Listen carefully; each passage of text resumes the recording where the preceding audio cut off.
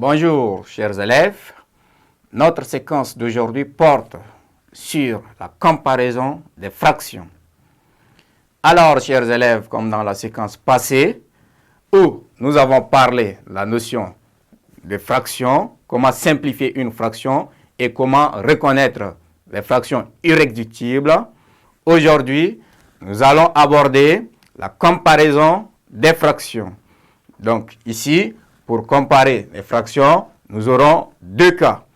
Donc, le premier cas, nous allons d'abord parler de la comparaison de deux fractions de même numérateur. Alors, dans cette partie, nous allons prendre une propriété qui dit si deux fractions ont le même numérateur, la plus grande est celle qui a le plus petit dénominateur. Donc, je reprends. Si deux fractions ont le même numérateur, la plus grande est celle qui a le plus petit dénominateur. Ça veut dire quoi? Si on vous donne deux fractions, essayez de regarder les numérateurs et les dénominateurs de vos fractions. Maintenant, comparez leurs dénominateurs.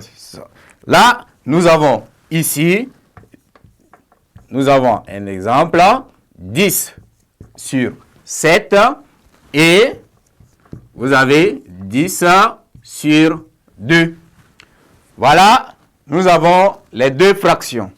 Donc, parmi ces deux fractions, nous allons voir laquelle est la plus petite ou soit laquelle est la plus grande. Donc, la première des choses, nous avons dit si les numérateurs sont les mêmes, on essaye de voir les dénominateurs. Et toujours, la fraction qui a le dénominateur le plus petit, c'est cette fraction qui serait considérée comme la plus grande.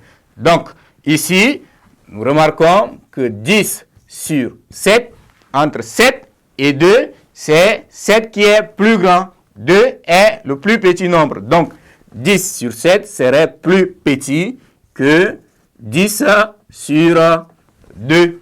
Parce que quand vous allez effectuer cette opération, 10 sur 7 va vous donner une valeur qui sera plus petite par rapport à 10 sur 2.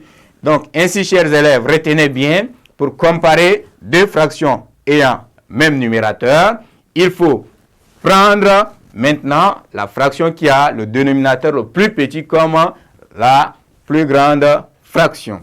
Donc, c'est ainsi qu'on compare deux fractions ayant même numérateur.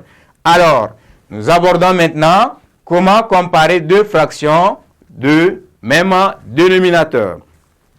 Comme nous avons dit dans le premier cas, ici dans le deuxième cas aussi, il y a une règle qu'on va adopter.